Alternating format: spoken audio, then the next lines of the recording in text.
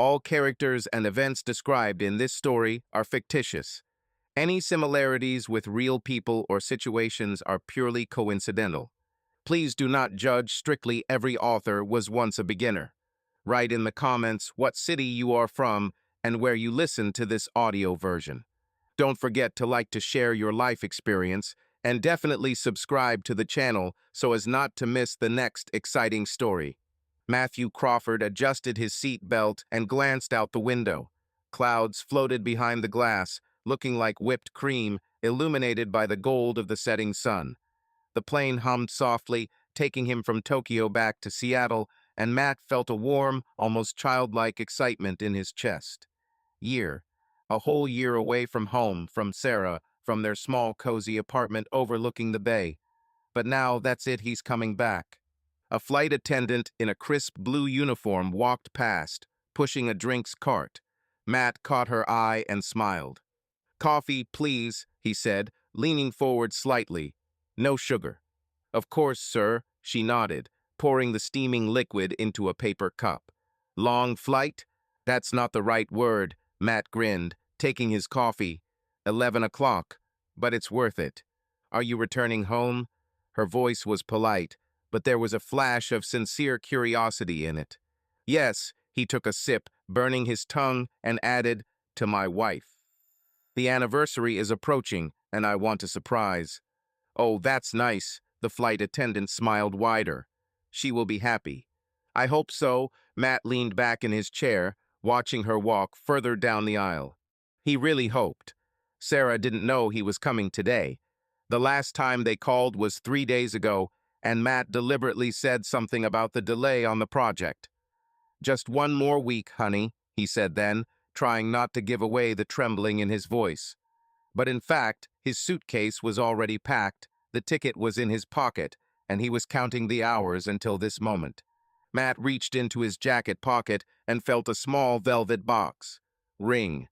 Thin, gold, with M and C engraved inside. He bought it in Tokyo from a jeweler in a small alley that smelled of jasmine and fried fish. It was not just a gift, it was a promise. A promise to start the new chapter that he and Sarah had talked about so much. "You're completely crazy, Crawford," he muttered under his breath, but his lips still curled into a smile. A neighbor stirred nearby, an elderly man in a checkered shirt with a thick gray mustache. He put the magazine down and looked at Matt over his glasses. "Are you talking to your wife?" he asked with a slight southern accent. "No, with me," Matt chuckled. "Habit. A year alone, you know." "Loneliness is an insidious thing," the neighbor nodded, like an expert. "I pumped oil in Texas for 3 years until my Marge left me. She says she's tired of waiting." Matt tensed a little, but tried not to show it. "I sympathize," he said sincerely. "But things are different with Sarah. She's special. They are all special for the time being." The old man shrugged and returned to his journal. Matt turned to the window, feeling something prick inside. He didn't want to think about bad things. Not now. It was never just a few hours until home. He pulled out his phone and opened a photo of Sarah on the beach, wearing a straw hat, laughing, squinting in the sun. Her blonde hair was tousled in the wind, and sparkles danced in her eyes. This was last summer, before he left. They then spent the whole day by the water, eating ice cream and making plans. "A year is not so much," he told her then, sitting on the sand. "For you, maybe not." Sarah poked him in the side with her elbow. "And I'll be bored here like a fool." "You're not stupid." Matt caught her hand and kissed her fingertips. "You are my smartest, most beautiful, patient wife." "Oh, don't suck up." She rolled her eyes, but smiled. "Better promise to call every day." "I promise." He pulled her towards him, inhaling the smell of her shampoo. "And write, and send photos. And don't flirt with Japanese beauties," she added, narrowing her eyes. "I wouldn't even think about it." Matt laughed. "I have you." He kept his word. Every day, despite the time difference, he found a minute to call. Sometimes she fell asleep right during the conversation, and he listened to her quiet breathing through the screen until he passed out. Matt finished his coffee and placed the empty cup on the armrest. The plane shook slightly turbulence. The loudspeaker announced that there were 4 hours left before landing. He closed his eyes, imagining how he would enter their apartment. Sarah will probably be in her favorite cat pajamas, with a mug of tea in her hands. She sees him, freezes, and then rushes to hug him. Or he will scream in surprise. Or, "Matt, where are you?" The voice of his colleague Tom pulled him out of his thoughts. Matt opened his eyes. Tom, a lanky guy with wild bangs, sat across the aisle and waved to him. They were working on a project together in Tokyo, and Tom was also returning home. "Here, where else?" Matt grinned. "Why are you so cheerful?" "Yes, I slept for half the flight," Tom stretched, cracking his neck. "Why are you so thoughtful?" "Just thinking about Sarah," Matt shrugged. "I want everything to be perfect." "It's never perfect," Tom snorted, "but she'll definitely be happy. You are her hero, a year in Japan for a big contract." "I hope so," Matt rubbed his temples. "Sometimes it seems like I shouldn't have left her there alone for a long time." "A year is nothing," Tom waved his hand. "My sister waited for my husband for 3 years while he served in the army, and nothing, they survived." "Well, we don't have an army," Matt smiled. "Just work. A job that brought you a lot of money," Tom winked. "Will you buy her something nice?" Already, Matt patted his pocket with the box. "Ring." "Wow, seriously," Tom whistled. "You're a romantic, Crawford." "I'm trying," Matt laughed. They chatted a little more about the project, about how Tom plans to get drunk at the first bar in Seattle, about the weather. But Matt's thoughts kept returning to Sarah. He imagined her face, her voice, her laugh. A year without her felt like an eternity, but he managed. For her sake. For their future. "Listen, what if she's also preparing a surprise?" Tom suddenly leaned closer. "Well, like a candlelight dinner or something." "That would be cool," Matt thought. "But she doesn't know that I'm coming." "So much the better," Tom chuckled. "Imagine, you walk in and there is a table set, wine, candles. Or she sleeps on the couch with a book," Matt smiled. "That sounds more like Sarah." "That's also an option," Tom nodded. "The main thing is not with another man, ha!" Matt froze for a second, but quickly waved it off. "Very funny," he said dryly. "You should filter your jokes." "Come on, relax." Tom raised his hands. "Just kidding." "Joker." Matt shook his head, but the corners of his lips still twitched. He didn't want to think about stupid things. Not about Sarah. She was his anchor, his home. The year in Japan was a test, but they passed it. He was sure. The plane shook again, and the flight attendant announced that it was time to buckle up, landing in an hour. Matt tightened his belt, looking out the window. The clouds parted, and the lights of Seattle appeared below, twinkling like stars. His city, his house. "Hi, Sarah." Sarah Crawford stood at the kitchen window, watching the rain patter on the glass in small, persistent drops. Seattle was true to itself: gray skies, humid air, endless rustling of tires on wet asphalt. She grabbed the mug of cool tea with both hands, as if trying to warm herself, but the warmth had long gone. There was a calendar on the table, open to April. 1 year without Matt is almost over. There are only a couple of days left until his return. The apartment was too quiet. Without Matt, it seemed larger than it actually was. The sofa where they liked to lie down with movies was empty, and the second pillow on the bed lay untouched. Sarah sighed and took a sip of tea, bitterish, with a slight mint flavor. She liked the taste, but it didn't help today. The phone on the table blinked a message from Caitlin. Sarah reached for it, almost knocking over the mug. "Caitlin, are you even alive there? Or have you already become one with the sofa?" Sarah rolled her eyes but smiled. Caitlin was like a hurricane. She burst into her life with noise, laughter, and a bunch of ideas that Sarah usually brushed aside. Sarah, alive, drinking tea, counting the days. Caitlin, "Oh God, you're boring. Matt will be back soon, and you're like an old lady with knitting. Let's go to the bar today, shall we? Let's relax." Sarah frowned at the screen.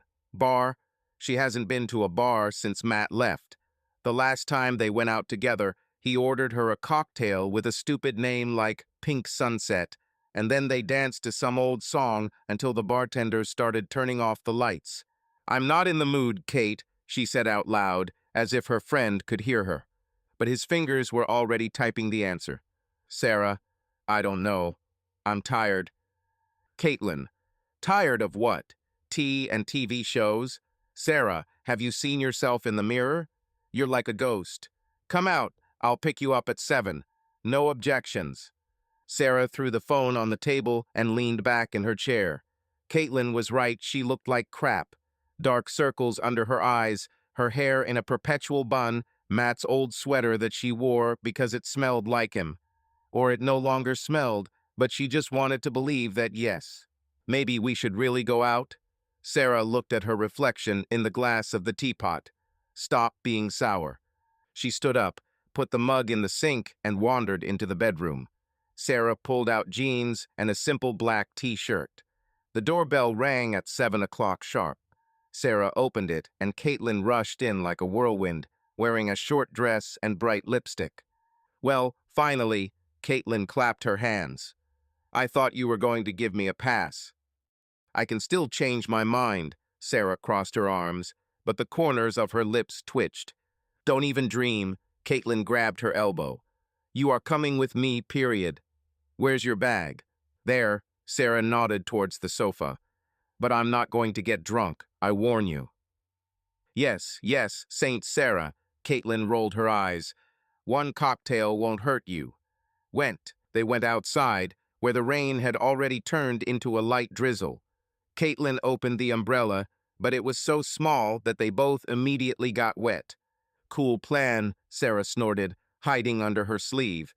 "Now I'm wet and angry." "This is Seattle, baby," Caitlin laughed, "but the bar is warm and dry." Caitlin's car was waiting at the entrance. They climbed inside and Caitlin turned on the radio. Some pop music floated through the cabin, making Sarah wince. Seriously, she reached for the buttons. "Can I have something normal?" "This is normal." Caitlin slapped her hand. "Leave it, you need to shake yourself." "I'm already shaking myself," Sarah sighed. I don't know, Kate. I somehow feel uneasy." "Because you sit at home alone, like a nun." Caitlin glanced at her quickly. "Matt will come back, so what? Will you tell him?" "Darling, I've been drinking tea all year and waiting for you." "What's wrong with tea?" Sarah grinned. "That's it. If this is your only friend." Caitlin slowed down at the traffic light. "Listen, I understand that you love him, but a year is a long time. You are alive, Sarah, not a statue." "I'm not complaining," Sarah shrugged. "I just miss you." "So you'll stop being bored today," Caitlin winked. "One evening, one cocktail. I've been trying to get you out for 6 months now. What could go wrong?" Sarah didn't answer, looking out the window. The lights of the city flickered behind the glass, blurring in the raindrops. She suddenly remembered her last conversation with Matt. "A little bit, Sarah," he said then, smiling at the camera. "Will you be patient? I've been putting up with it for a year now." She pretended to be offended.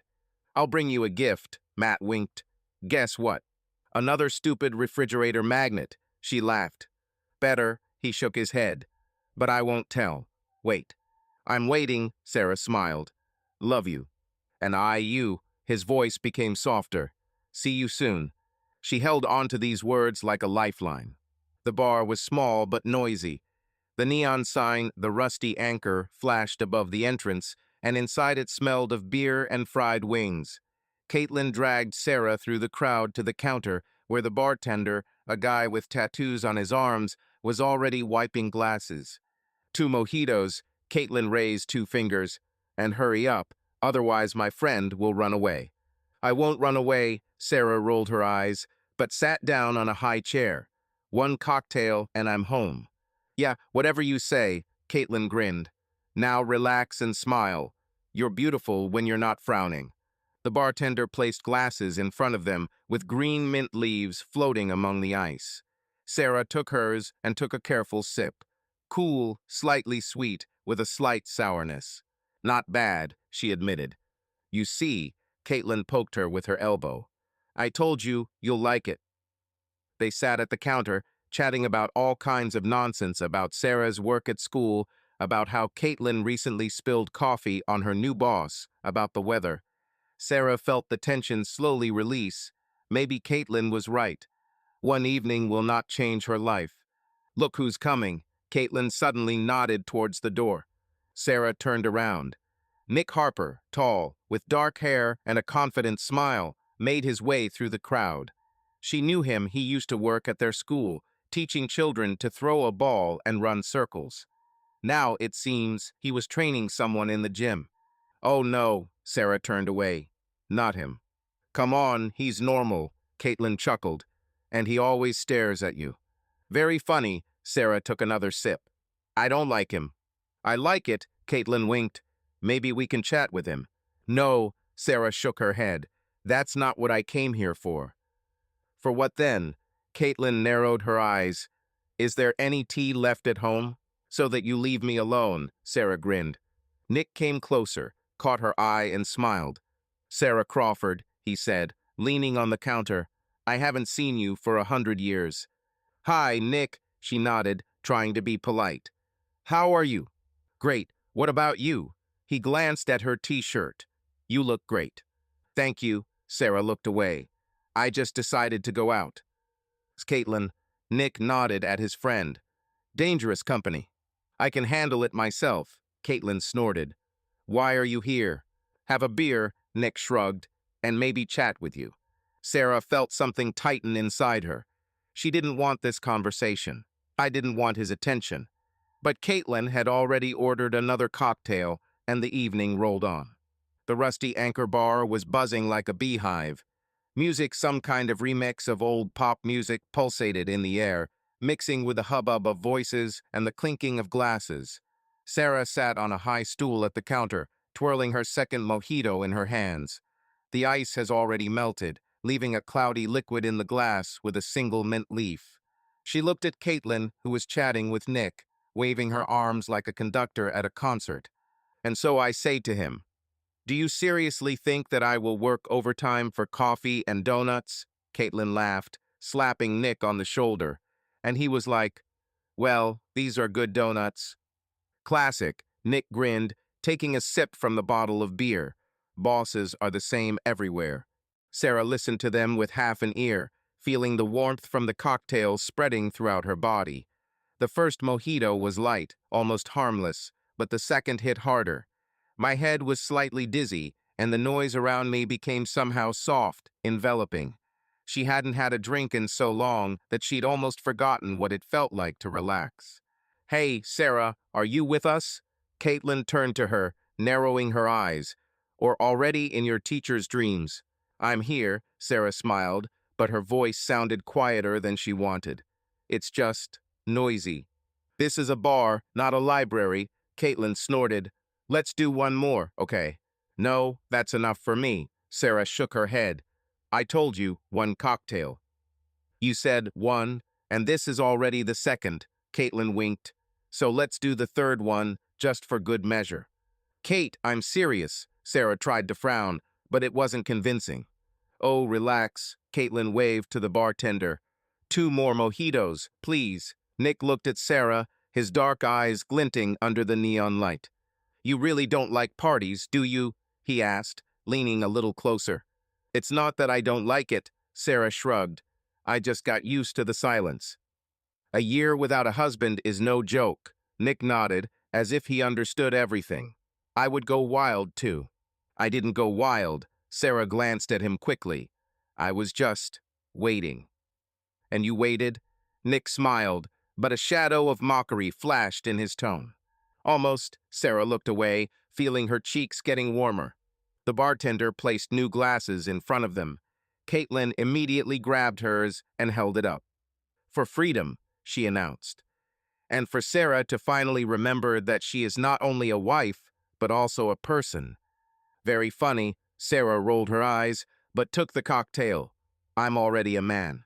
Then prove it, Caitlin narrowed her eyes. Have a drink and dance with me. Dance? Sarah choked. Are you kidding? No, Caitlin jumped up from her chair. Let's go, everyone is already moving there. Sarah looked towards the dance floor. Several couples and a handful of tipsy singles were stomping around under the flashing lights. The music changed to something more rhythmic, with a heavy bass that shook the floor. "I don't dance, Kate," Sarah shook her head. "You know." "And I know you're lying." Caitlin grabbed her hand. "One time, Sarah. Don't be boring." "I'm not boring." Sarah tried to break free, but Caitlin was already dragging her towards the dance floor. Nick remained at the counter, watching them with a slight smile. Sarah glanced at him. He raised the bottle, as if saluting her. She didn't like it, but the third cocktail was already doing its job. The world around became softer, brighter, and it was becoming more and more difficult for Caitlin to resist. Like this, Caitlin spun around, arms outstretched. "Do you feel the rhythm?" "I feel like I'm going to fall." Sarah laughed, but still began to move. It was awkward, out of step, but Caitlin caught her, and they twirled together like schoolgirls at prom. Sarah felt the alcohol wash away her usual reserve. She suddenly felt light, almost cheerful. "Do you see?" Caitlin shouted in her ear. "You're alive." "Maybe yes," Sarah smiled, brushing her hair out of her face. They danced for about 10 minutes until Caitlin stopped, choking with laughter. "Okay, I give up." She wiped her forehead. "I'll go get some water." "How are you?" "Okay," Sarah nodded, feeling sweat running down her back. "I'll go with you." But Caitlin had already disappeared into the crowd, leaving Sarah alone in the middle of the dance floor. She stood there for a second, catching her breath, and then Nick appeared next to her. "You move well," he said, coming closer. "I didn't expect it." "Thank you." Sarah took a step back. "I'm not a pro." "You look like a pro." Nick smiled, his voice becoming lower. "Shall we dance again?" "No, Sarah hesitated. "I want water." "Let me get it." He nodded towards the counter. "Stay here. I'll be quick." "No need. I'll do it myself." Sarah shook her head, but Nick had already gone to the bar. She sighed, feeling her head spin more. Dancing, music, cocktails, everything mixed into a warm, sticky fog. She needed to sit down. She wandered to the counter, but her legs didn't obey her. "Here you go." Nick appeared with a bottle of water and handed it to her. "You look like you're overheated." "Thank you." Sarah took the water and took a sip. The coolness sobered her up a little. "Where is Caitlin?" "It seems like he's chatting with someone." Nick shrugged. "It's always like that. It starts up and disappears." "Yeah," Sarah grinned. "This is definitely about her." They were standing at the counter, and Nick suddenly moved closer. "You know, I always thought you were cool," he said, looking into her eyes, "even when we were working at school." "Thank you." Sarah looked away. "But I'm married, Nick." "I know," he nodded. "Matt is a cool guy, but he is far away and you are here." "He'll be back soon." Sarah squeezed the bottle tighter. Nick smiled, but there was something predatory in his smile. "One evening won't change anything, Sarah." "He will." She shook her head. "I'm not like that." "We're all like this when we want to." Nick leaned towards her. "Relax." Sarah wanted to move away, but her feet seemed to be rooted to the floor. Caitlin returned with a new cocktail in her hands. "Oh, are you flirting here?" She giggled. "Sarah, you are beautiful. I told you so." "I'm not flirting." Sarah threw an angry look at her. "Kate, that's enough." "Come on, don't be angry." Caitlin poked her in the side. "Drink more, and everything will be easier." "I don't want it simpler." Sarah put the water on the counter. "I want to go home." "Home?" Caitlin rolled her eyes. "We've just begun." "I'm tired." Sarah squeezed her temples. "My head is spinning." "It's from the cocktails." Nick grinned. "One more, and it will pass." "No." Sarah shook her head. "I'm leaving." "Let me take you." Nick stepped towards her. "You're in no condition to go alone." "I can handle it." Sarah retreated. "Caitlin, let's go." "I haven't finished drinking yet." Caitlin shrugged. "Nick is right. He will take it." Sarah looked at them, at Caitlin with her carefree smile, at Nick with his persistent gaze. She suddenly felt hot, cramped, stuffy. She wanted to go home, to her silence, to Matt, even if he was only in her thoughts. "Okay," she finally breathed. "Great." Nick smiled wider. "Went." Caitlin waved at her. Sarah felt the cold even before she opened her eyes. Gray morning light made its way through a thin gap between the curtains, falling on her face in a narrow strip. She lay on her side, her knees drawn up to her chest, and the sheet beneath her was rumpled, as if after a long struggle. My head was buzzing, as if someone had hit it with a hammer, and there was a dry, sour taste in my mouth. She blinked, trying to figure out where she was, but her body refused to move. "Damn," she whispered, and her voice became hoarse. The room was foreign, not her cozy bedroom with white curtains and the smell of lavender. There was a smell of beer, sweat, and something sharp, like cologne. Sarah slowly turned her head, and her gaze fell on the dark figure nearby. Nick. He slept spread out on his back, one arm hanging over the edge of the bed, and the sheet barely covering him to the waist. "No, no, no." Sarah covered her mouth with her hand, feeling panic rising from her chest. She sat up with a jerk, and the world around her shook. Her head began to spin more, her stomach tightened, but she forced herself to breathe. Deep, slow. Her t-shirt was on the floor, her jeans were by the door. She was in her underwear, and this discovery hit her like a slap in the face. What have I done? Sarah closed her eyes, but the darkness only intensified the chaos in her head. Scraps of the night flashed before her like broken frames of a film. Bar, cocktails, dancing with Caitlin. Nick, his voice, his hand on her shoulder. "Let me take you home," he said, and she nodded, because her legs couldn't hold her up, and the rain was pouring down like buckets. But they didn't go home. "Are you okay?" Nick looked at her in the car, while the windshield wipers creaked across the glass. "Yes," Sarah nodded, although everything was swimming before her eyes. She didn't remember how she agreed. I didn't remember how I entered his apartment small, with a shabby sofa and a bunch of empty bottles on the table. But she remembered his laughter, his words that cut like knives. "You're so tense, Sarah." Nick handed her a glass of something dark. "Drink it, it will feel better." "I don't want to." She shook her head, but he had already raised the glass to her lips. One sip, he leaned closer. "You're not a nun." She drank. Then more. And then everything became blurry, his hands, his breathing, her own body, which suddenly stopped listening. She wanted to say no, she wanted to leave, but the words got stuck in her throat and her legs gave way. Matt wouldn't approve, would he? Nick grinned, pulling off her t-shirt. "But he's not here." "Stop it." Sarah tried to push him away, but her hands were as heavy as lead. "Relax." His voice became softer, but his eyes remained cold. "You want it yourself." She didn't want to. Or did you want to? Sarah didn't know. Alcohol mixed with fatigue, with loneliness, with something dark that she had been hiding all this year, and she gave up. Now, sitting on the edge of the bed, she looked at the sleeping Nick and felt tears burning her eyes. She was shaking from cold, from shame, from horror. She betrayed Matt. She betrayed herself. "We have to leave," she whispered, sliding off the bed. The floor was icy under bare feet.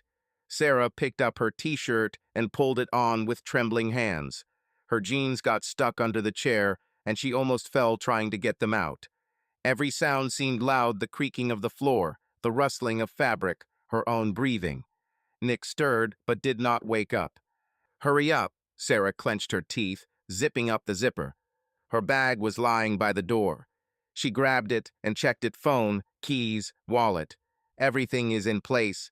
She took one last look at Nick. His face was calm, almost innocent. She wanted to scream, to hit him, but instead she just ran out into the corridor. The door slammed behind her, and Sarah found herself on the stairs. The air here was damp and smelled of mold. She climbed down, holding onto the railing because her legs were still shaking. Outside, the rain had stopped, but the asphalt was glistening with puddles. Sarah breathed in the cold air, trying to clear the fog from her head. "Home," she told herself. "Just go home." She called a taxi through the app. Her fingers could barely touch the screen. The car arrived 5 minutes later, and Sarah climbed into the back seat, curled up into a ball. "Where are we going?" The driver, an elderly man with gray hair, looked at her in the mirror. "On Elliott Avenue." Sarah gave the address, trying not to meet his gaze. "Are you okay, miss?" He frowned. You look pale. Yes, she nodded too quickly. I'm just tired. He chuckled, but didn't ask any more. The car started moving, and Sarah stared out the window. The lights of Seattle flashed behind the glass, but she didn't see them. Matt's face stood before my eyes, his smile, his voice, his love you from the last call. The tears finally broke through. She covered her mouth with her hand so the driver wouldn't hear. She was shaking more violently, but now it was not trembling from the cold. It was a shame, dirt. She felt dirty, as if all the water in the world couldn't clean her. What will I tell him? Sarah closed her eyes. How can I look him in the eyes? The taxi stopped at her house. She paid, got out of the car, and walked to the entrance. The keys jingled in my hand, and the door creaked. The apartment was quiet, dark, and familiar, but now it brought no consolation. Sarah threw her bag on the floor, kicked off her sneakers, and collapsed on the sofa. Her gaze fell on the photo on the shelf, she and Matt on the beach, laughing, hugging. She reached out to take the frame, but stopped. Her fingers trembled, and there was a lump in her throat. I'm sorry, she whispered, looking at his face. I'm sorry. She curled up, wrapping her arms around herself. Tears flowed down her cheeks, dripping onto the pillow. She didn't know how to live on. Matthew Crawford stood at the baggage carousel at the Seattle airport, fiddling with his boarding pass. His suitcase black, worn, with a Tokyo 2024 sticker surfaced around the bend, and he stepped forward to grab it. His heart was beating faster than usual, and he found himself smiling like a boy before his first date. Home, he said quietly, pulling the suitcase towards him. Finally. Customs went quickly a couple of questions, a stamp in the passport, and now he was already walking towards the exit, inhaling the familiar smell of rain and coffee that always hung in the air of Seattle. Matt pulled out his phone to call a taxi, but the screen was blank, no messages, no calls from Sarah. He frowned, but immediately waved it off. He's probably sleeping, he muttered, opening the app, or the phone is silent. The taxi arrived 5 minutes later, a yellow sedan with a worn logo. Matt threw his suitcase into the trunk and plopped down in the back seat. Where are we going? The driver, a guy with an eyebrow piercing, glanced at him through the mirror. Elliott Avenue, Matt said the address, leaning back, and quickly, if possible. Home to your wife. The driver grinned, pulling away. I guessed it, Matt nodded. I haven't seen her for a year. Wow, the guy whistled. What is this, a business trip? Yes, in Japan, Matt rubbed his neck. Work on the project. But now that's it, I'm home. Cool. The driver turned on the turn signal. She will be happy, I suppose. I hope so, Matt smiled, patting his pocket with the box. I want to make a surprise. Surprises are always a risk, the guy chuckled. My sister once caught her boyfriend with someone else when she unexpectedly returned. God, what's wrong with these people, Matt thought. It's not like that with Sarah, Matt shook his head. She's not one of those. Everyone says so, the driver shrugged. But good luck to you, dude. Matt didn't answer, looking out the window. The lights of the city flashed behind the glass, reflected in the puddles. He didn't want to think about stupid things. Sarah was waiting for him, he was sure. The year of separation was difficult, but they made it through. Calls, messages, her laughter through the screen, it kept him afloat. The car stopped at a familiar entrance. Matt paid, pulled out his suitcase, and breathed in the damp air. The rain stopped, leaving behind only dampness and silence. He walked up the steps, feeling his heart beating louder. The keys jingled in his pocket. He hadn't told Sarah that he'd kept a spare set. Hush, Crawford, he whispered to himself as he inserted the key into the lock. Don't ruin the moment. The door opened with a slight creak. Matt stepped inside, leaving his suitcase at the door. The apartment was dark, only the faint light from the street lamp shining through the curtains. He took off his shoes, trying not to make any noise, and walked into the living room. Sarah, he called quietly, but there was no answer. There was a crumpled pillow on the sofa. Next to it was her favorite blanket with cats. Matt smiled, imagining her curled up here with a book or TV series. He wanted to shout, surprise, but decided to wait. Maybe she's in the bedroom. He walked along the corridor and looked into the kitchen. Empty mug in the sink, open calendar on the table. Matt ran his finger over the date 3 days until his official return. He grinned, anticipating her reaction. "Well, honey, get ready," he whispered, heading towards the bedroom. The door was ajar. Matt pushed her, and his eyes fell on the bed. Empty. The sheets are rumpled. The pillow is thrown to the floor. He frowned as he stepped inside. "Sarah."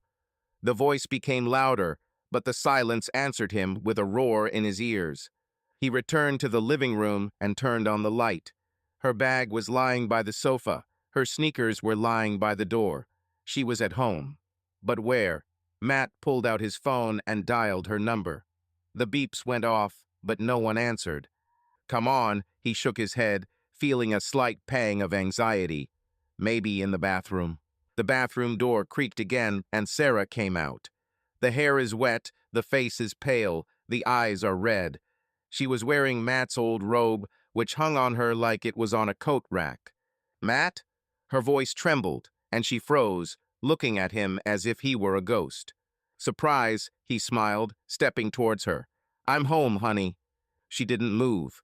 Her fingers clenched the edges of her robe, and Matt noticed how her hands were shaking. You said in 3 days," Sarah swallowed, without looking away. "I decided to make a surprise." Matt came closer. "I was surprised," she nodded, but there was no joy in her voice. Matt frowned, feeling something tighten in his chest. "Are you okay?" He extended his hand and touched her shoulder. "You look, I don't know, tired." Yes," Sarah took a step back, and his hand hung in the air. "I just didn't expect it." "I called," Matt nodded at the phone. "Didn't you hear?" "I was in the shower." She looked away. "I didn't hear." He looked at her, trying to understand what was wrong. Her eyes, usually warm and lively, were dull, as if she had been up all night. "Sarah, are you sure you're okay?" Matt stepped towards her again. "You're kind of strange." "I'm tired," she pursed her lips, looking at the floor. "I just don't feel well, probably a migraine." "Well, now I'm home." He smiled softer. "You can rest. I'll look after you." She nodded but didn't look up. Matt wanted to hug her, pull her to him like before, but something stopped him. Her posture, her voice, her trembling everything was not just as he expected. "I'll go make some tea," he said to break the silence. "Want?" "Yes," Sarah nodded. "Thank you." He walked into the kitchen, taking one last look at her. She stood by the sofa, still clutching her robe as if it were her shield. Matt turned on the kettle and took out 2 mugs. His fingers touched the box in his pocket, and he smiled the ring would wait until the morning. Now she needs rest. "Everything will be fine," he whispered to himself, pouring water. The kettle hissed, and Matthew Crawford took it off the stove, pouring hot water into 2 mugs. The scent of mint rose into the air, mingling with the familiar smell of their kitchen wood, coffee home.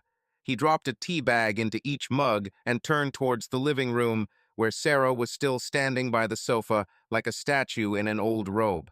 "Tea is ready," he said, holding the mugs in his hands. "Come here, honey." Sarah slowly raised her head, and Matt again noticed how dull her eyes were.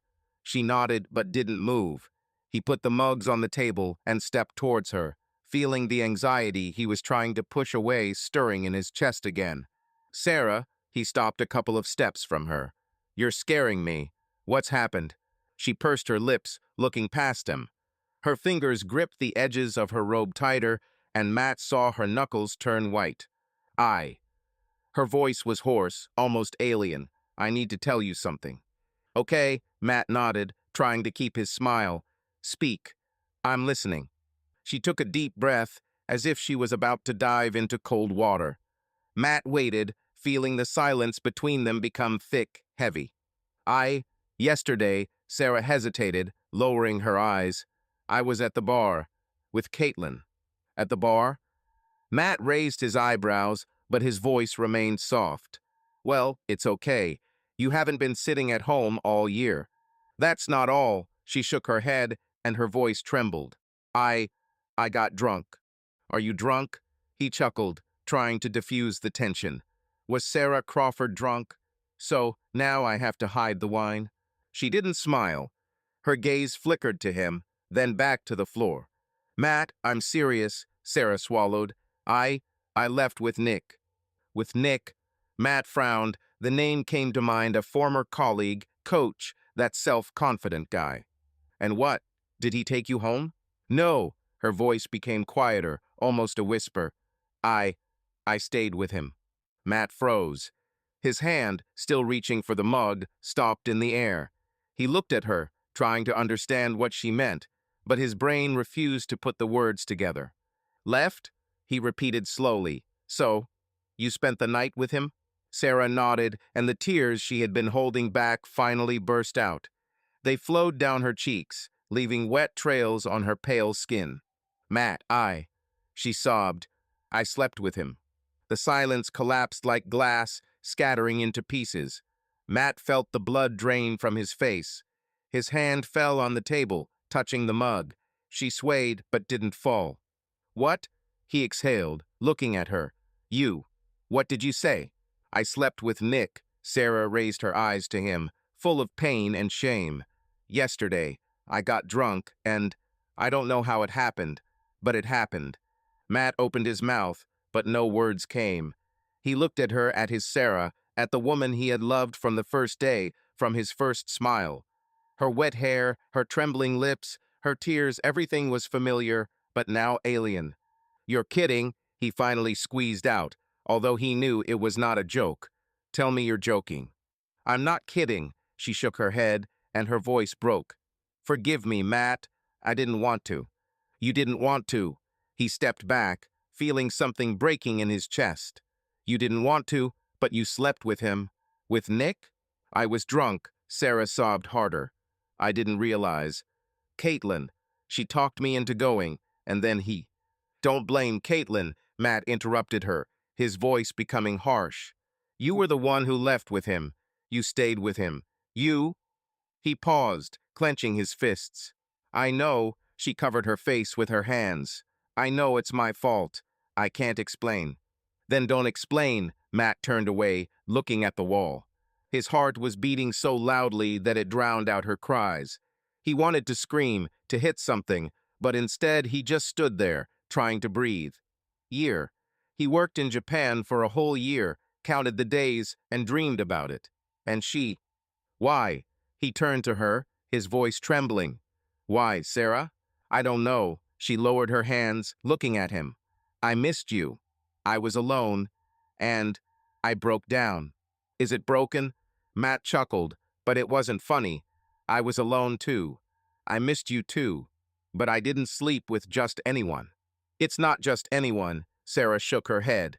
It was Nick and I. Oh, this changes everything, he interrupted her with sarcasm. Nick, of course. Good old Nick. Matt, please, she stepped towards him, but he stepped back. I didn't want to hurt you. But she hurt me, he looked into her eyes. You can't even imagine how. Sarah fell silent, her shoulders shaking from sobs. Matt looked at her, feeling like everything was crumbling inside. He wanted to hug her and tell her that everything would be fine, but he couldn't. Not now. How many times? He asked suddenly, his voice becoming cold. What? She blinked, wiping away tears. How many times did you sleep with him? Matt clenched his jaw. Was it just one time or? One, Sarah nodded quickly. Just yesterday. I swear. Do you swear? He smiled bitterly. And what should I do with your vows now? She didn't answer, just lowered her head. Matt walked past her and grabbed a jacket from the rack. Where are you going? Sarah turned to him, her voice trembling. I don't know. He pulled on his jacket without looking at her. I need to go out. Matt, please. She grabbed his hand. Don't go. Let's talk. Shall we talk? He pulled his hand away. About what, Sarah? About how you slept with someone else. I don't want to lose you, she sobbed. I love you. Do you love it? Matt stopped at the door, looking at her. And yesterday you loved me too. She opened her mouth, but didn't say anything. Matt shook his head, feeling tears sting his eyes. He didn't want to cry in front of her. I didn't want to show how it hurts a lot. I have to go, he said quietly and left, slamming the door. Sarah remained standing in the middle of the living room, looking at the empty space where he was. Her mug of tea was cooling on the table, and the silence was oppressive as never before. She fell onto the sofa, burying her face in the pillow, and burst into tears. Matt walked down the stairs, feeling the cold air hit his face. He didn't know where he was going. I didn't know what to do. Matthew Crawford sat on a park bench, watching raindrops dripping from bare branches. He didn't remember how he ended up here. His legs themselves led him away from the apartment, from Sarah, from her tears and words that tore apart his world. I slept with Nick. Anger boiled inside like a storm, and every breath only fanned this fire. He clenched his fists, feeling his nails digging into his palms, but the pain did not help. It only mixed with the pain that was already burning his chest. The cold Seattle air seeped under his jacket, but Matt didn't move. His gaze froze on the wet path, where the streetlights were reflected in dim spots. Sarah, her face, her voice, her "I'm sorry." And Nick, that bastard with his cheeky grin, who was always ready to take what wasn't his. Matt remembered him loud, self-confident, with the eternal smell of the gym and cheap beer. And now he's taken Sarah. She left with him, Matt whispered, exhaling steam into the darkness. But the thought of Nick did not let go. His face was like a target, and Matt couldn't just sit there. He needed to move, to get it out, to somehow drown out the pain. He stood up, feeling the bench creaking beneath him, and walked along the path, not knowing where. The park was empty night, rain, cold. Only his steps broke the silence, splashing through the puddles. He went out into the street, where the lanterns burned brighter, illuminating the wet asphalt. Cars rushed past, splashing water, but Matt didn't notice. His thoughts revolved around Nick, how he laughed, how he looked, how he probably boasted to someone, "Yes, I was with her." Matt clenched his teeth, feeling anger clench his throat. And then he heard a voice, loud, familiar, with a hoarse laugh. Matt stopped and turned around. Across the street, at the convenience store, Nick stood in a black jacket, with a cigarette in his hand, chatting with some guy. He waved his arms and laughed as if the world belonged to him. "Damn," Matt exhaled, feeling the blood rush to his head. He didn't look for it. I didn't plan to. But now, seeing Nick here, 2 steps away, anger flared up with renewed vigor. Matt stepped forward, not thinking about what he would say or do. His boots pounded the asphalt, crossing the road until he was right in front of Nick. "Nick," Matt's voice sounded harsh, drowning out the noise of the street. Nick turned around, blinked, but immediately smiled, as if meeting an old friend. "Matt Crawford?" He took a drag on his cigarette, squinting. "Where did you come from here?" "You slept with Sarah," Matt forced out the words, looking into his eyes. Nick's smile wavered, but he quickly pulled himself together. The guy next to him, thin, with a hood, chuckled, taking a step back. "Oh, she spilled the beans to you," Nick exhaled, smoke grinning. "Well, yes, it was yesterday." "And what?" "And what?" Matt stepped closer, his voice becoming low. "You slept with my wife, and it's funny to you." "She wanted it herself. Why would I refuse such a woman?" Nick shrugged, throwing the cigarette butt onto the asphalt. "It's simple, dude." Matt was charging at him before he even knew it. The guy in the hood shouted, "Hey, what are you doing?" "You're sick," Nick said, already lying on the ground. "What do you want?" "You knew she was mine." Matt stepped towards him, breathing heavily. "You knew, and you did it anyway." "She wanted it herself." Nick straightened up, holding onto the wall. "I didn't force her." "She was drunk." Matt clenched his fists until his knuckles turned white. "You took advantage of her, bastard." "And what?" Nick grinned, but his voice trembled. "She's not a child." Matt grabbed him by the jacket, pulling him towards him. Nick tried to squirm away, but Matt pushed him back against the wall, pinning him with his shoulder. "You knew I'd be back," Matt growled, looking into his eyes. "You knew, and you didn't care." "Yes, I knew," Nick exhaled, pushing him away. "But you were somewhere there, and she was here, lonely." Matt struck again, his fist catching his cheekbone, and Nick fell to his knees, cursing. The hooded guy stepped forward, but stopped, raising his hands. "Hey, calm down," he shouted. "I'm calling the cops." Matt stepped back, breathing heavily. Nick stood up and glanced at him, a mixture of anger and mockery. "Run home, hero," Nick chuckled, rubbing his face. "But it won't change anything. She was with me." Matt turned and walked away, feeling his anger give way to emptiness. He crossed the road without looking back until Nick's voice was lost in the noise of the cars. My hands were shaking, my knuckles were aching from the blows. He stopped at the park, looking into the darkness. "Why, Sarah?" he whispered, closing his eyes. He didn't know where to go. He walked along the street, feeling the cold creeping under his jacket. The phone blinked a message from Tom. Volume. "How's the surprise? Is Sarah delighted?" Matt looked at the screen, feeling tears sting his eyes. He turned off the phone, put it in his pocket, and leaned against the wet tree. Sarah Crawford lay on the couch, her face buried in a pillow that smelled of Matt's old cologne. The silence of the apartment pressed like a concrete slab, and only her sobs broke this dead emptiness. She didn't know how much time had passed since Matt left, slamming the door an hour, 2, 3. Her eyes burned from tears, and her throat was raw from sobbing, but it didn't get any easier. She squeezed the pillow tighter, feeling the fabric cutting into her fingers. His face is his pain, his "Why, Sarah?" stood before my eyes like a scorched frame. She destroyed everything. A year of his expectations, his love, their plans, all of it fell apart because of one night, one mistake, I slept with Nick. "Stupid," she whispered, hitting the sofa with her fist. "What a fool I am." Her gaze fell on the phone lying on the floor next to her bag. The screen was dark, but she knew there were no messages from Matt. He won't come back. Not now. Maybe never. Sarah reached out, picked up the phone with trembling fingers, and turned it on. The time is 2:17 am. It's too late to call anyone, but it's too hard to be alone.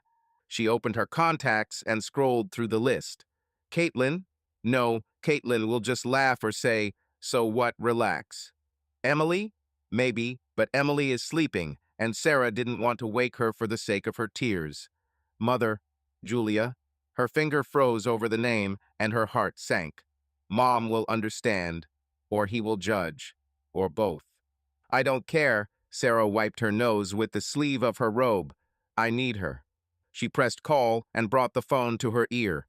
The beeps went on for a long time, and Sarah was about to hang up when Julia's voice came through the receiver, sleepy but warm.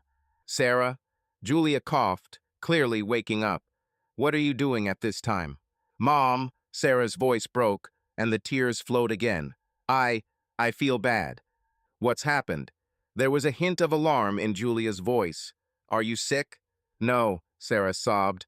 I ruined everything. Matt, he's gone." "Left?" Julia fell silent for a second. "Sarah, what happened?" Sarah swallowed, feeling the words get stuck in her throat. "I cheated on him, Mom." The silence on the other end was deafening. Sarah closed her eyes, expecting screams, reproaches, anything. But Julia just exhaled heavily, tiredly. "Oh, Sarah," she finally said.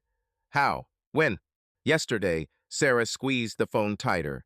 "I was at the bar with Caitlin, got drunk, and she left with Nick." "With Nick?" Julia repeated the name as if tasting it. "Is this the coach from your school?" "Yes," Sarah nodded, although her mother could not see her. "Matt returned today. I told him. He couldn't stay." "Oh my God," Julia sighed. "Sarah, why did you do this?"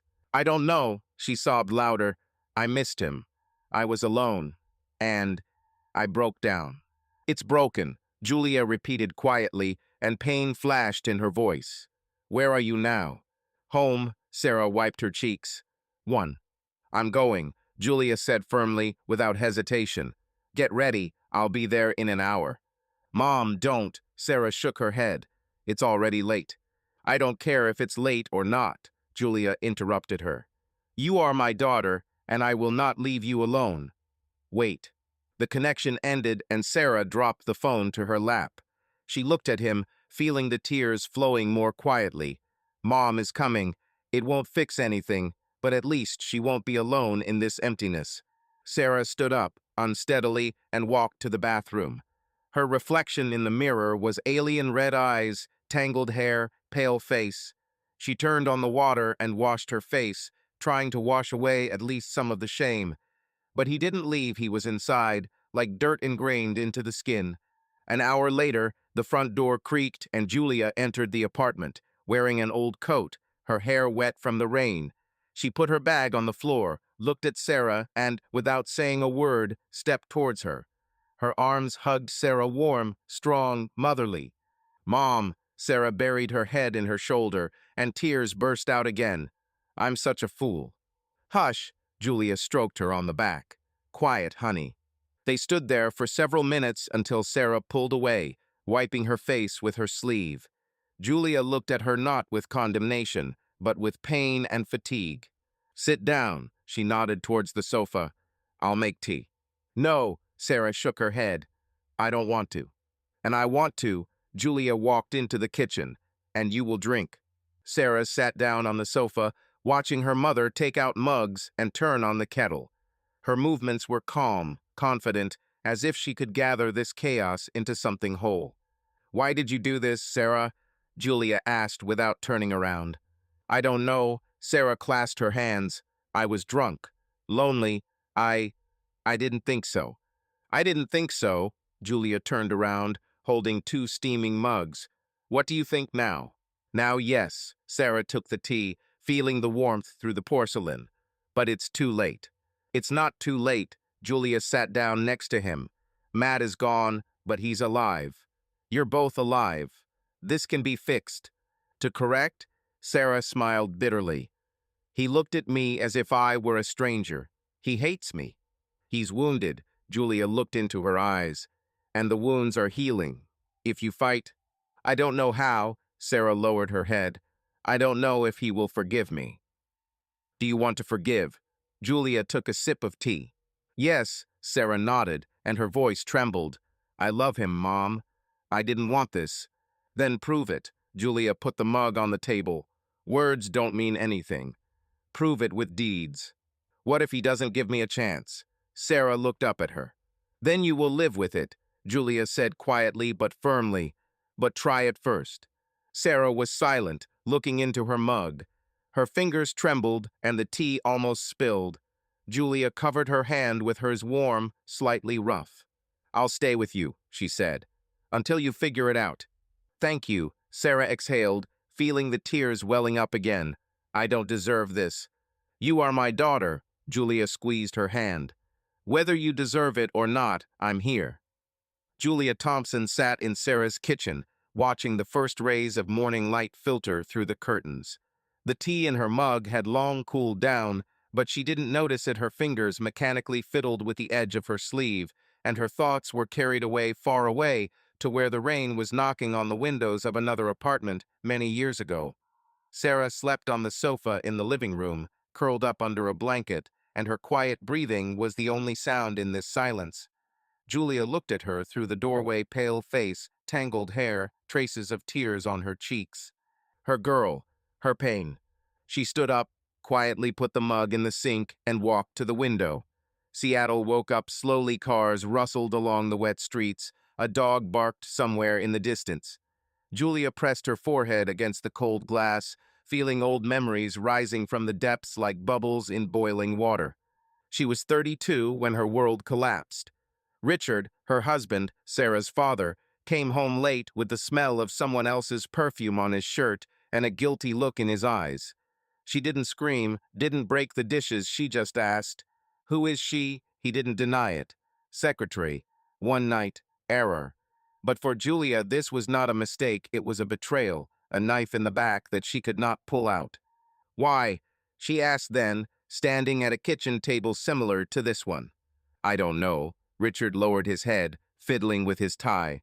It doesn't mean anything, Julie. Does it mean anything? She clenched her fists. We have a daughter, Richard. We have a family. I know, He looked up at her, full of tears. "I'm sorry." "There will be no forgiveness," Julia said quietly but firmly. "Leave." He left, and she remained with 5-year-old Sarah, with an empty apartment, with pain that did not go away for years. She didn't give him a chance, didn't try to understand. She closed the door and never opened it for him again. And now, looking at her daughter, Julia asked herself, did she do the right thing? Sarah stirred on the couch, muttering something in her sleep. Julia returned to the living room, sat down next to him, straightening the blanket. Her hand froze over her daughter's hair, but she didn't touch it. She was afraid to wake her up. "You're so like me," Julia whispered, feeling her throat constrict, "and so unlike." Sarah opened her eyes, blinking. Her gaze was dull, but she recognized her mother and sat up, rubbing her face. "How long did I sleep?" The voice was hoarse and weak. "A couple of hours." Julia looked at her watch. "It's already morning." "Oh," Sarah lowered her head, clutching the blanket. "I thought it was a dream." "It's not a dream," Julia said softly but firmly. "Reality." Sarah nodded, and tears sparkled in her eyes again. "I don't know what to do, Mom," she exhaled. "Matt, he's not coming back." "Maybe he'll come back," Julia looked at her. "Or maybe not. But you have to decide what you want." "I want him." Sarah clenched her fists. "I love him. But I ruined everything." "Destroyed," Julia nodded. "But what is destroyed can be repaired." "If you wish." "Do you think he will forgive me?" Sarah looked up at her, full of hope and fear. "I don't know," Julia shrugged. "I haven't forgiven your father." Sarah blinked, looking at her in surprise. "Father?" She frowned. "Are you talking about divorce?" "Yes." Julia turned to the window. "He cheated on me. One day. He said it was a mistake, but I didn't believe it." "You never told," Sarah swallowed. "I thought. You just stopped loving each other." "No," Julia smiled bitterly. "I loved him." But she couldn't forgive. "Why?" Sarah leaned closer. "If he asked for forgiveness." "Because I was angry." Julia looked into her eyes. "Angry, offended, humiliated. I didn't want to see his face, hear his voice. I kicked him out and was left alone with you." Sarah was silent, looking at her. Her fingers gripped the blanket tighter, as if she was trying to hold herself up. "And you regret it?" she finally asked quietly. "Sometimes," Julia sighed. "Sometimes I think I could give him a chance. For your sake, for our sake, but I didn't give it. And now I don't know if I did the right thing." "Do you think we have a chance?" "It's not about the odds." Julia shook her head. "It's about what you want. You made a mistake. Big one. But you are not Richard, and Matt is not me. You have your own story. My story is one of betrayal." Sarah lowered her head. "He looked at me as if I were a stranger. He's wounded." Julia put her hand on her shoulder. "Like me then. But wounds heal if they are treated." "How?" Sarah looked up at her. "How should I treat this?" "Honesty." Julia squeezed her shoulder. "Patience. Business. Not with words, he won't hear them now." "What if he doesn't want to?" Sarah swallowed. "What if he leaves forever?" "Then you will live with it," Julia said firmly. "But try first." "I haven't tried it, and I regretted it." Sarah was silent, looking at the floor. Her fingers fiddled with the edge of the blanket, and her mother's words were spinning in her head. Julia looked at her, feeling her own pain come to life. But now she was not alone. Sarah was nearby, and Julia wanted to give her what she had not given herself. "I'll stay with you," she said quietly, "until you decide what to do." "Thank you," Sarah exhaled, and her voice wavered. "I don't know how without you." "Don't thank me," Julia smiled weakly. "I'm your mother. This is my job." Sarah nodded, feeling the tears welling up again. She moved closer, resting her head on Julia's shoulder. They sat there in silence, watching the morning slowly fill the room. Sarah didn't know how to get Matt back. I didn't know if he would forgive her. But my mother's words, "wounds heal," stuck in my head like a weak ray of light in the dark, and she clung to him as long as she could. Matthew Crawford pushed open the apartment door, feeling the cold of the street cling to his jacket. He stood on the threshold, listening to the silence that greeted him instead of the usual noise of footsteps or Sarah's voice. The suitcase was still lying at the entrance, untouched from the moment he left several hours ago after her confession. The light in the living room was turned off, and only the faint glow of a lantern from the street fell on the sofa, where until recently there had been a pillow soaked with her tears. "Sarah," he called, stepping inside. His voice echoed off the walls, but there was no answer. Matt kicked off his shoes, threw his jacket on the rack, and walked into the living room. A blanket with cats was lying on the floor. Mugs of cold tea were on the table. Everything was just as he had left it. But she was not there. No sound, no movement. "Where did you go?" he muttered, rubbing his temples. He walked into the bedroom and pushed the door. The bed was empty, the sheets rumpled, as if she had been there, but had long since left. Matt looked into the bathroom. The towel was hanging in place. The shower was dry. Her bag disappeared from the living room, as did her sneakers. She left. "Damn," he returned to the sofa and sat down, squeezing his head in his hands. He himself did not know what he wanted when he returned here. Matt pulled his phone out of his pocket. He scrolled through his contacts and settled on Tom's name. The beeps went on for a long time, and he was already thinking about hanging up when Tom's sleepy voice was heard in the receiver. "Matt," Tom coughed, clearly waking up. "What are you doing at this time?" "Tom," Matt exhaled, feeling his voice shake. "I need help." "Help?" There was a hint of concern in Tom's voice. "Where are you? What's happened?" "Home," Matt squeezed the phone tighter. "In Seattle. Sarah, she cheated on me." "What?" Tom was silent for a second, digesting. "Repeat, did I hear right?" "No," Matt smiled bitterly. "She slept with someone else. I came back today and she told me." "Damn, dude," Tom breathed. I don't even know what to say." "Tom, I need a lawyer." "Okay," Tom said firmly. "I have a friend. Jake, a lawyer, handles family matters. A good guy, he doesn't cheat for money. Do you want me to call him?" "Yes," Matt exhaled. "Please." "Okay," Tom coughed. "But Matt, are you sure? This is a big step. Maybe talk to her first." "About what?" Matt smiled bitterly. "I can't, Tom, you know me." "I understand," Tom said. "I couldn't do it either." "Okay, I'll contact Jake in the morning. I'll give you his number." "Thank you." Matt sank onto the sofa, feeling tiredness creeping in. "I don't know what I would do without you." "Don't thank me," Tom chuckled. "You would have done the same for me. Now, try to sleep."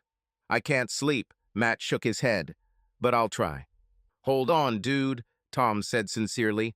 "It's crap, but you can handle it. I'll call you in the morning." "Okay." Matt hung up the call, looking at the dark screen. He leaned back on the sofa, feeling the emptiness of the apartment pressing harder. Her scent shampoo, coffee, something floral still hung in the air, but now it seemed alien. Matt closed his eyes, trying to remember her smile, her laughter, their evenings together. But only her face stood before my eyes, pale, tear-stained, with these words, "I slept with Nick."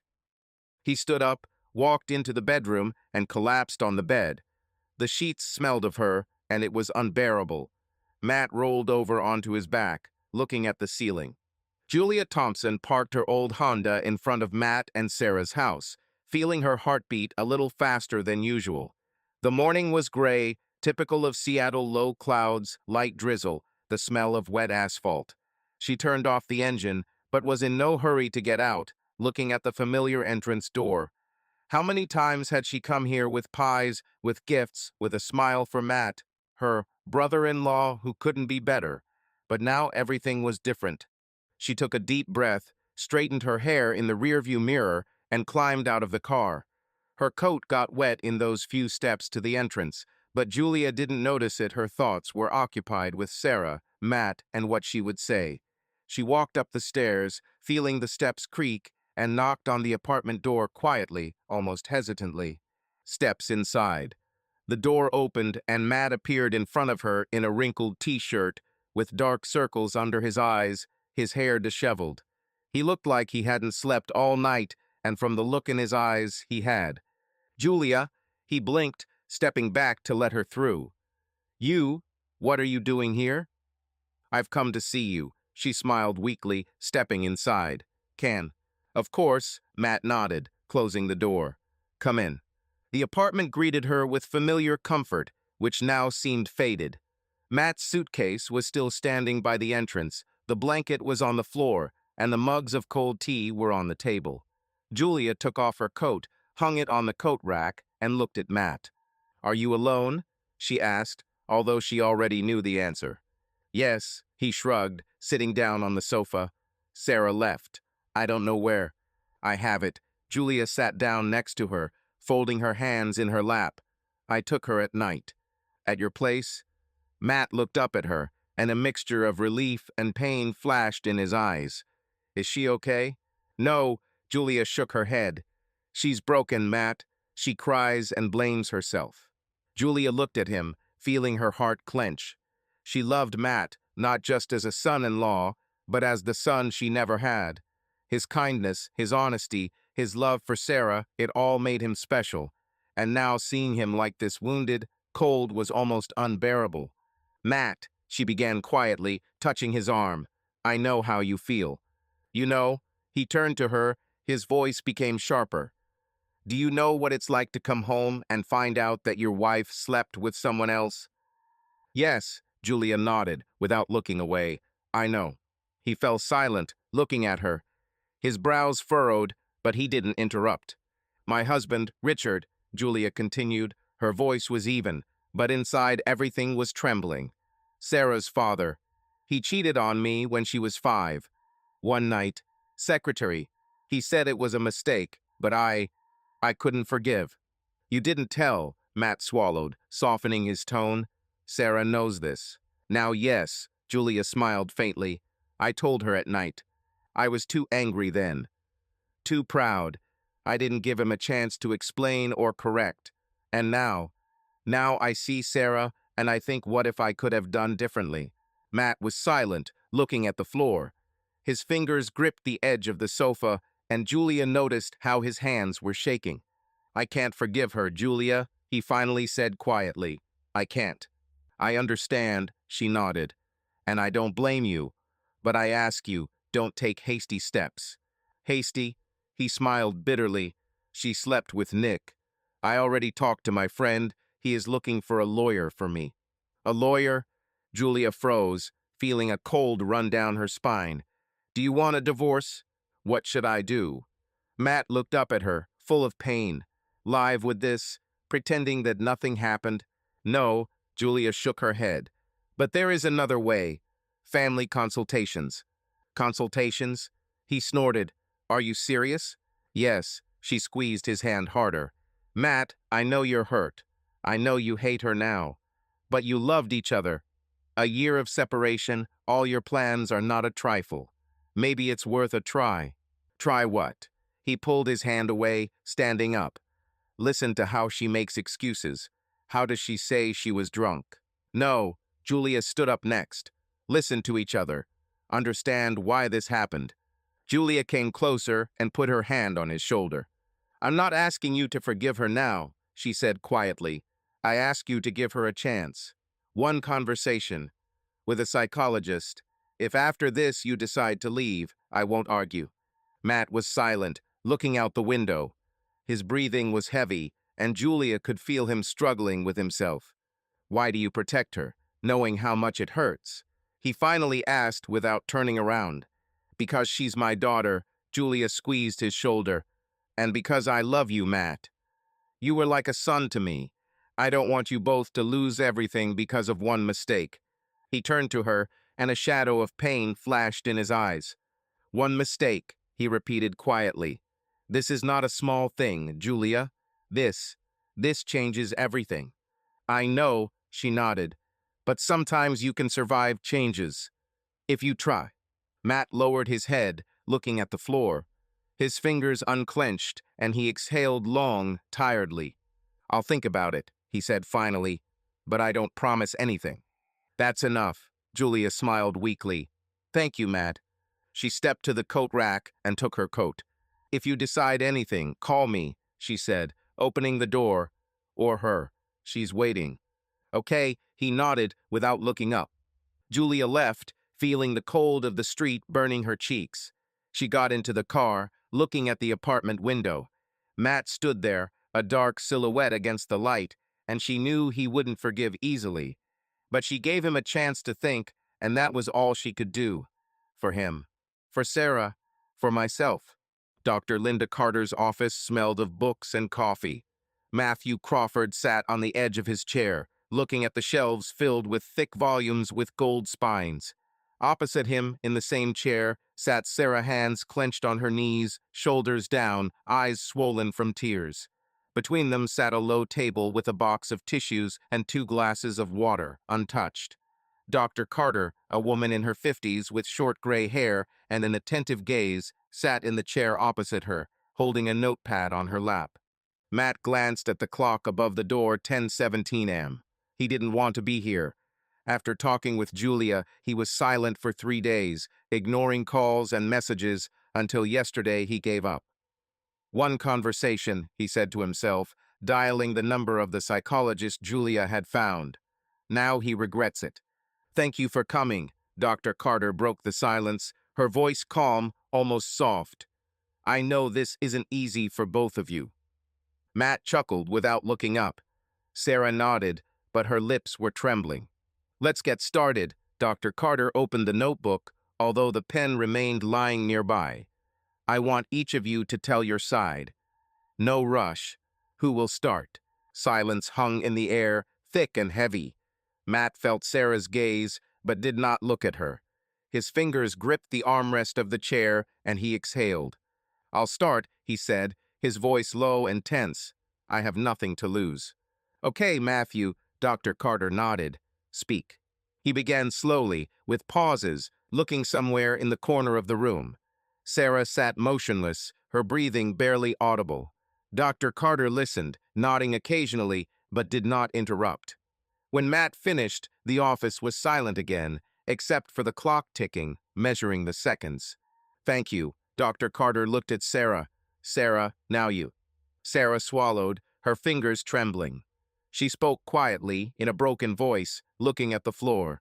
Matt looked at his hands, feeling her every word hit him like stones. He didn't want to listen, but he couldn't leave. When she fell silent, sobbing, Dr. Carter put the notebook aside. "Thank you both," she said, folding her hands in her lap. "I heard you. Now I need time to think about everything." Matt nodded without looking up. Sarah wiped her cheek with her sleeve, her breathing ragged.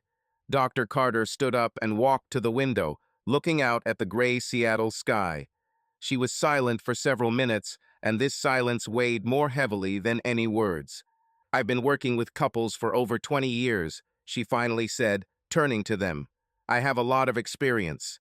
I've seen marriages that have crumbled over little things, and those that have survived terrible blows.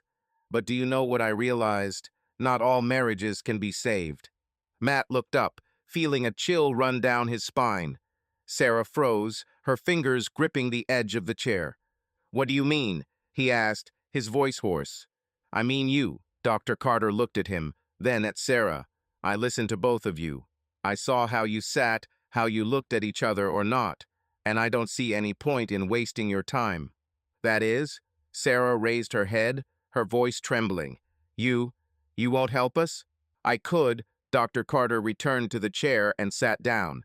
"We could spend months sorting through your pain, your mistakes, your feelings. But I don't believe that this will change anything." "Why?" Matt frowned, feeling the anger stirring inside him again. "Because you, Matthew," she looked at him, "are a man of principles. I see it in you. You can't forgive. Not now, maybe never. And this is not weakness, this is your essence. She slept with someone else." Matt clenched his jaw. "Would you forgive me?" "This is not about me." Dr. Carter shook her head. "This is about you. You won't be able to live with this, and I don't blame you. But this means that every day with her will be torture for you." Matt was silent, feeling her words sink into his chest, heavy and true. He glanced at Sarah. She was looking at her hands, and tears were dripping onto her jeans. "And me?" Sarah asked quietly, without looking up. "What's wrong with me?" "You, Sarah," Dr. Carter looked at her with soft sadness. You are drowning in wine. I see how you punish yourself. Every word, every look you hit yourself harder than anyone else. And it won't stop unless you ask for help. I want to fix it, Sarah sobbed. I want him to forgive me. I know, Dr. Carter nodded. But even if he tries, and I don't think he can, you will continue to torture yourself. If you don't let go of this guilt, it will eat you up from the inside. Sarah covered her face with her hands, her shoulders trembling. Matt looked at her, feeling something break inside. He wanted to hate her, but seeing her like this hurt. This is my opinion. I'm saying there are marriages that can be saved. Dr. Carter looked him in the eyes. But sometimes it's better to let go. And apparently, this is your case. Let go, Matt repeated quietly, as if tasting the word. Yes, she nodded. You are both suffering. Together, you will suffer more. Divorce is not the end of the world. This is a chance to start again. For both of you. Sarah sobbed louder, and Matt felt his throat tighten. But somewhere inside, he knew she was right. What if I don't want to start over? Sarah raised her head. Her eyes were red. I want him. I know, Dr. Carter said softly, but love doesn't always save. Sometimes it just hurts more. Matt stood up, feeling his legs shake. Thank you, he said, looking at the doctor. I need to think. Think about it, she nodded. Both. But don't fool yourself. And Sarah, here's my friend's business card. He's a very good specialist. Try talking to him. Sarah stood up next, wiping her face with her sleeve. They left the office in silence, without looking at each other. The rain drummed against the windows of the lawyer's office, drowning out the quiet hum of voices in the hallway. Matthew Crawford sat at the long desk, staring at the stack of papers in front of him. The ink was fresh, and the smell of the printer mingled with the aroma of coffee from the cup he hadn't touched. Sarah sat opposite him, pale, with dark circles under her eyes, her fingers nervously fiddling with her pen. Between them stood lawyer Jake, recommended by Tom, a young guy in a formal suit, with a tired look and light stubble. Everything is ready, Jake cleared his throat, straightening his tie. All that remains is to sign. Matt nodded without looking up. He felt Sarah's gaze, but did not look at her. A month has passed since that day with the psychologist, a week of silence, calls to lawyers and cold nights in their now not their apartment. Dr. Carter was right. They had no choice. Let's get started, he said, his voice even, almost alien. Jake opened the folder and pulled out the first page. So, property, he began to read. His tone was businesslike, but not dry. Apartment on Elliott Avenue. Do you both agree to sell it and split the proceeds in half? Yes, Matt nodded, looking at his hands. Yes, Sarah echoed, her voice weak, almost a whisper. Okay, Jake made a note. They discussed the details for another 5 minutes. Jake put down his pen and looked at them. That's all, he said, his voice becoming softer. No children, no debts. A clean scam. All that remains is to sign. Matt took the pen, feeling how cold it was on his fingers. He looked at the paper, divorce agreement, and the letters danced before his eyes. 3 years. 3 years with Sarah, their first meeting in a cafe, her laughter at his stupid joke, their wedding in Julia's small garden, and it all ended here, at this table, under the patter of rain. Matt, Jake coughed, snapping him out of his thoughts. Are you ready? Yes, Matt swallowed and signed. The black ink fell onto the paper like a period at the end of a sentence. Sarah took the pen next, her hand trembling. She signed silently, and the pen fell onto the table with a quiet thud. Jake collected the papers and put them in a folder. That's it, he said, looking at them. You are officially divorced. I will send you copies by mail.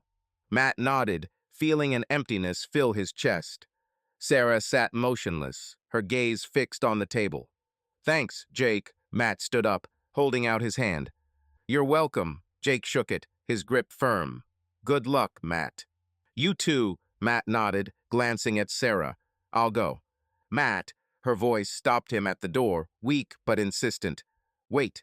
He turned around, meeting her gaze-red eyes, full of tears. What? He asked, his voice cold. Forgive me, she swallowed, clenching her hands. I know you don't want to hear this, but I'm sorry. I heard that, Matt shook his head. Too many times. I know, she lowered her head, but I still had to say. He was silent, looking at her. Part of him wanted to scream, to throw out everything that was accumulating inside. But the other part, the one that still remembered her smile, her warmth, was simply tired. Goodbye, Sarah, he said quietly and left without looking back. Julia was waiting for her in the corridor, standing by the window. She looked at Sarah, stepped towards her, and hugged her. "Is it over?" she asked, her voice soft. "Yes," Sarah buried her head in her shoulder, and the tears flowed again. Julia patted her on the back. Sarah was silent, feeling like her world was completely collapsing. Julia took her to the car and helped her sit down. The rain pattered on the roof, muffling her sobs. Matthew Crawford stood at the window of his Tokyo apartment, watching the morning sun break through the skyscrapers. The sky was clear, with rare clouds, and a light wind stirred the sakura leaves behind the glass. The city was noisy below the horns of cars, the voices of passers-by, the distant rumble of the subway. 5 years ago, he returned here, leaving Seattle and everything connected with it in the past. Now this was his home. "Matt, where are you?" The voice of Akiko, his wife, came from the kitchen, soft and slightly mocking. "Here," he turned around, smiling, just looking. She walked out into the living room, drying her hands with a towel. Her dark hair was pulled back into a messy bun, and her apron was stained with flour. Akiko was small, graceful, with sharp eyes and a warm smile that had once melted his coldness after his divorce. "Breakfast is almost ready," she said, coming closer. "Kai asks for your pancakes again." "Kai always asks for pancakes," Matt chuckled, feeling the warmth spreading in his chest. Their son, 3-year-old Kai, sat at the table, dangling his legs and doodling on a napkin. His brown eyes, a copy of Akiko, sparkled with delight when he noticed his father. "Dad, pancakes." Kai slammed his hands on the table. "With syrup." "I'm on my way, champ." Matt patted him on the head, heading towards the stove. He turned on the burner and took out a bowl of dough that Akiko had prepared earlier. 5 years ago, he could not imagine himself here with a new family, with a son, with a woman who did not know his past. Akiko was an engineer at the same company where he worked after returning to Japan. Their romance started slowly: coffee breaks, conversations about projects, cautious glances. She didn't ask about Sarah, and he didn't tell, and that was a relief. "The mail has arrived." Akiko nodded towards the table by the door. "There's something there for you." "Bills again?" Matt grinned as he poured the batter into the pan. "No, a letter," she shrugged. "From the States." Matt froze, feeling the spoon tremble slightly in his hand. "From the States? He hasn't received any letters from there since he left. Tom called sometimes, but that was all." He glanced at the table. A white envelope lay among the advertising leaflets, his name written in neat handwriting. "I'll see later," he said, turning the pancake over. "As you wish," Akiko smiled, returning to Kaya. "But don't forget." Breakfast was fun. Kai smeared syrup on his face. Akiko laughed, and Matt tried to reason with him. But the thought of the letter did not go away. When they finished, Akiko went to put Kai to bed for the day, and Matt took the envelope and sat on the couch. He turned it over in his hands, feeling his heartbeat a little faster. Return address, Seattle. The sender's name is Julia Thompson. His mother-in-law, former mother-in-law. Matt swallowed and opened the envelope with the sharp edge of the key. Inside was a single sheet of paper, folded in half, and his fingers trembled as he unfolded it. "Dear Matt, I know you weren't expecting this letter. 5 years have passed, and I have not written to you, respecting your silence. But I had to report. Sarah died 2 months ago. She didn't want to live, Matt. She was never able to forgive herself. She's been in therapy all these years. I tried, but every day was a struggle for her. She blamed herself for everything, for that night, for the divorce, for losing you. I tried to help, but it wasn't enough. She loved you to the end. I don't blame you. You did what you had to do. but I thought you should know. Sorry to bother you. Take care of yourself. Julia. Matt reread the letter 3 times, feeling the words settle in his chest, heavy and cold. Sarah died. Hi, Sarah. The woman he loved, the woman he hated, the woman he left behind. He closed his eyes, and her face appeared in front of him pale, tear-stained, with the last sorry in the lawyer's office. Matt? Akiko's voice jerked him out of his stupor. She stood in the doorway, looking at him with concern. Kai was asleep, and the apartment was quiet. Everything is fine? She asked, coming closer. You're pale. Yes, he swallowed, folding the letter. Just news. Bad? She sat down next to him. Her hand lay on his shoulder. Yes, Matt nodded, looking at his hands. Ex-wife. She died. Oh, Akiko froze, her fingers squeezing his shoulder tighter. I'm sorry. How did this happen? She couldn't handle it. With what? Akiko looked into his eyes. Her voice was soft but insistent. Matt was silent, feeling the past rolling in like a wave. He never told her about Sarah, only general phrases. We got divorced. It was a long time ago. But now Julia's words burned him, and he could not hide them. She cheated on me, he finally said, looking at the floor. 5 years ago. I went to Japan for the first time to work, came back, and she, with someone else. We got divorced. And she couldn't live with it? Akiko asked quietly. It seems, Matt squeezed the letter in his hand. Her mother writes that she blamed herself. Therapy didn't help. Akiko was silent, her hand still on his shoulder. She didn't judge, didn't ask too much, she was just there. Are you okay? She finally said, her voice warm. I don't know, Matt shook his head. I thought I let it go. But now, it's normal. Akiko moved closer. She was part of your life. Yes, he exhaled, feeling tears burning his eyes. But I didn't want it to end like this. Nobody wanted. He squeezed his hand. It's not your fault.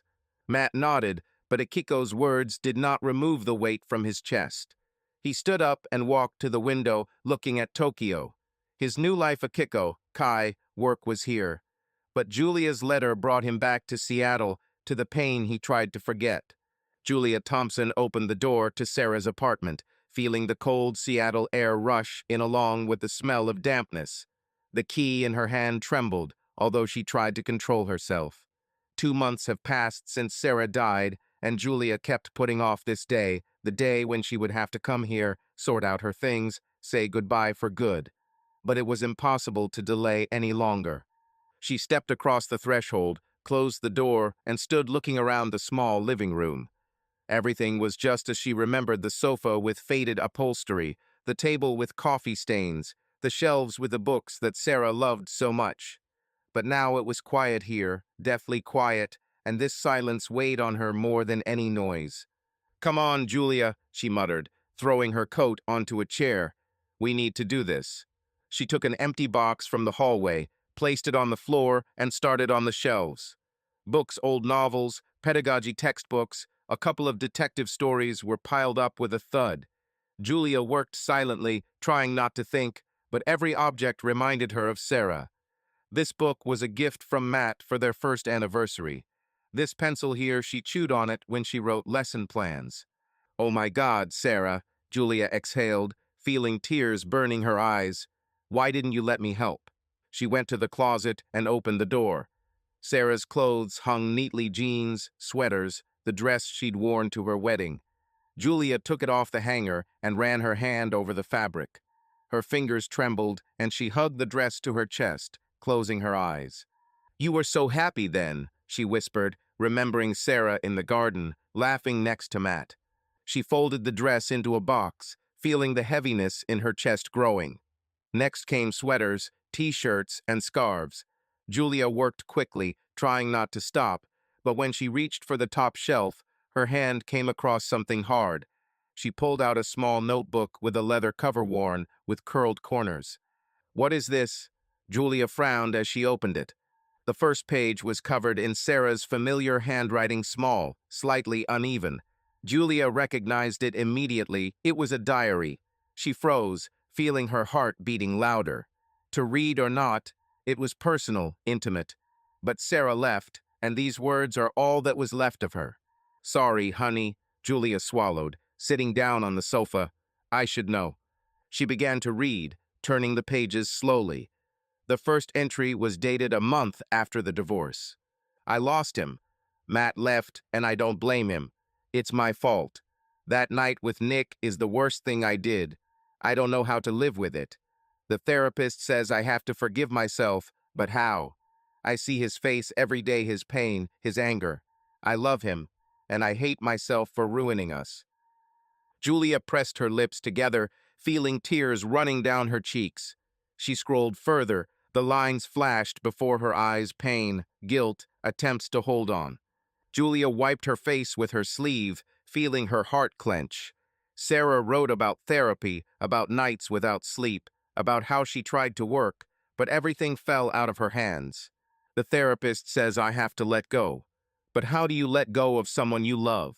I see him in everything: in the coffee he brewed, in the books he read. I can't live without him. But he can live without me. He went to Japan. I heard from Tom. I'm glad he was able to move on. The last entry was a week before her death. I'm tired. 5 years, and nothing has changed. I see him in my dreams. I hear his voice. The pills help me sleep, but not live. I don't want to anymore. Mom, I know that you will read this. Thank you for your support. But I can't do it anymore. I just don't have the strength anymore. I hope you can accept my choice. May God forgive me. Julia closed the diary and pressed it to her chest. Her shoulders shook, and she burst into tears loudly, hysterically, as she had not cried even at the funeral. "Oh, Sarah," she sobbed, shaking her head. The apartment door creaked, and Julia started, turning around. Standing on the threshold was her neighbor, Mrs. Kim, an elderly woman with kind eyes and a basket in her hands. "Julia," Mrs. Kim stepped inside, her voice soft. "I saw that you came. Are you okay?" "No," Julia wiped her face, trying to pull herself together. "Not okay. You came here again?" "Yes," Julia nodded, clutching the diary. "I found this. Her notes." "Oh, honey," Mrs. Kim put her hand on her shoulder. "There is no need to torture yourself." Julia smiled bitterly. She wrote about him, about Matt. She loved him to the end. "And he is hers," Mrs. Kim said quietly. "I saw how he looked at her when they were together." "It's no one's fault," Mrs. Kim squeezed her shoulder. "This is life. She hurts." Julia was silent, looking at the diary. Her fingers trembled, and she felt Sarah's words burning her inside. "I sent him a letter," she said finally, "to Matt. She said that she died." "Do you think he will come?" Mrs. Kim asked, her voice cautious. "I don't know," Julia shrugged. "Maybe he's already forgotten her. He has a new life. No one forgets such love." Mrs. Kim shook her head. "Even if he leaves." Julia nodded, feeling the tears welling up again. She stood up, put the diary in the box, and closed it. "I'll finish tomorrow," she said, looking at Mrs. Kim. "Thank you for coming." "Call me if anything happens." Mrs. Kim stood up and took the basket. "And don't sit here alone for a long time."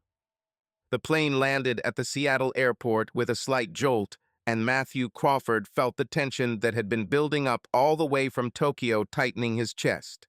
He sat at the porthole, looking at the gray sky behind the glass, painfully familiar. He had not been here for 5 years, leaving this city with the past. And now he returned with his wife, son, and a letter from Julia in his pocket, which turned his life upside down. "Matt, are you ready?" Akiko touched his hand. Her voice was soft but worried. "Yes," he nodded, squeezing her fingers. "Let's go." Kai, their 3-year-old son, sat nearby, clutching a teddy bear. His brown eyes sparkled with curiosity as he looked at the commotion outside the window. "Dad, is this America?" he asked, swinging his legs. "Yes, champion," Matt smiled, patting him on the head. "This is America." They went through customs quickly: suitcases, documents, a couple of questions from a tired officer. Akiko held Kai's hand while Matt carried the bags. There was calm in her gaze, but he knew that she sensed his confusion. He told her about Sarah, about the letter, about his decision to come here. She didn't argue, she just said, "We'll go with you." And here they are. The taxi drove them through the city, and Matt looked out the window, feeling the past come to life with every familiar intersection. Elliott Avenue, where their apartment was. The rusty Anchor Bar, where everything collapsed. He clenched his fists, but Akiko noticed and covered his hand with hers. "You don't have to do this," she said quietly so that Kai wouldn't hear. "I have to," Matt shook his head. "I have to say goodbye." She nodded without arguing. The taxi stopped at a cemetery, an old one, with low trees and rows of gray stones. Matt came out first and helped Akiko and Kaya out. The cold wind hit his face, and he inhaled the familiar smell of rain and earth. "Stay here," he said, looking at Akiko. "I won't be long." "Okay," she squeezed his hand. "We'll wait." Kai looked at him, clutching the bear to his chest. "Dad, where are you going?" he asked, his voice thin, curious. "To see someone." Matt sat down, smiling. "I'll be back soon, okay?" "Okay," Kai nodded, and Akiko led him to a bench nearby. Matt walked down the path, feeling his heart beat louder with every step. He knew where Sarah's grave was. Julia wrote in a letter, at the eastern edge, under the old oak tree. He found it quickly, a simple gray stone with the name Sarah Crawford. On it lay withered chrysanthemums and one rose, left by someone earlier. He stopped, looking at the tombstone. The wind moved his hair, and he felt tears burning his eyes. "Hello," he said quietly, his voice trembling. "I'm back." Silence was his only answer, but he didn't expect anything else. He knelt down, placing his hand on the stone. The cold crept through his fingers, but it did not remove it. "I received a letter from Julia," he continued, looking at her name. "She told about how you left, that you couldn't forgive yourself." He swallowed, feeling the lump in his throat getting heavier. Memories came flooding back, her smile on the beach, her tears in the lawyer's office, her "I'm sorry" before the divorce. "I was angry with you," he said, his voice becoming quieter. "A very long time. I thought I hated you. But then I realized that this was not so." He fell silent, looking at the stone. The wind carried his words away, but he continued. "I forgive you, Sarah," he said, and the tears finally burst out. "Forgive me, too, for not telling you this on time. Perhaps this is exactly what you needed." He closed his eyes, feeling tears running down his cheeks. "I'm very sorry that you couldn't move on." He stood up and wiped his face with his sleeve. Akiko and Kai were visible in the distance. She was holding his hand. He was drawing something with his finger on the bench. Matt looked at them, then back at the grave. "I hope you find peace," he said, his voice firmer. "Goodbye, Sarah." He turned and walked back, feeling the weight in his chest become lighter. Akiko looked up as he approached, and her eyes met his warm, understanding. "Are you okay?" she asked, standing up. "Yes," Matt nodded, squeezing her hand. "Now yes." Kai ran up to him and hugged his legs. "Dad, were you crying?" he asked, looking up. "A little." Matt sat down, smiling. "But everything is fine, champion." "Is it because of that aunt?" Kai pointed his finger towards the grave. "Yes," Matt nodded, feeling his voice shake. "She was important to me." "And now not?" Kai frowned, clutching the bear to his chest. "Now there is you." Matt looked at Akiko, then at his son. "And this is the main thing." Akiko squeezed his hand a little tighter. They walked to the car, leaving the grave behind. Matt turned around one last time, looking at the stone under the oak tree. This is where his story with Sarah ended. Subscribe to our channel so that your love doesn't cheat on you, and go ahead and listen to the next story, because this story is nothing compared to the next one. If you're under 18, don't even think, click to the next one.